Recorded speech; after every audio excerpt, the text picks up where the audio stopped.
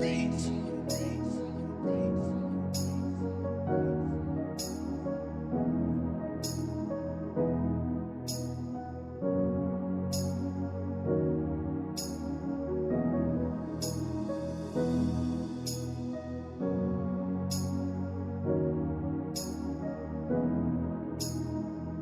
était question de rapprocher les autorités politico-administratives, militaires, policières, auprès de la population en général, plus particulièrement les activistes dans des groupes de pression, les acteurs de la société civile, les organisations des femmes et tous les autres membres de la communauté.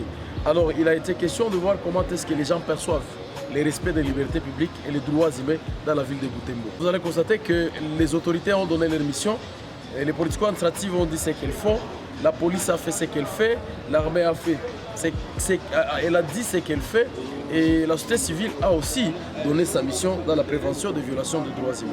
Alors, après avoir recueilli le point de vue des uns et des autres, c'est que les participants ont posé des questions à la PNC concernant certaines pratiques qui n'encouragent pas l'exercice des libertés publiques, notamment les cas des restrictions de la liberté de circulation, il y a aussi la liberté de manifestation, mais aussi on a évoqué certaines situations qui n'encouragent pas l'autorité à pouvoir bien assumer son rôle. C'est notamment certains jeunes qui ont tendance à faire des patrouilles nocturnes. Ça, l'autorité a démontré que c'est inconcevable. Alors, ce qu'il faut dire, c'est que les participants ont formulé des recommandations. Les unes ont été adressées aux politico-administratives, à la PNC, au FRDC et à la société civile.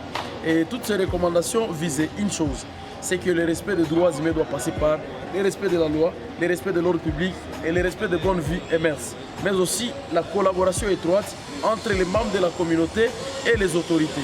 C'est-à-dire, on ne doit plus craindre les autorités. Il faut aller vers ces autorités pour dénoncer tous les cas qui sont de nature à créer l'insécurité dans notre milieu, dans notre environnement, pour que les autorités prennent des précautions.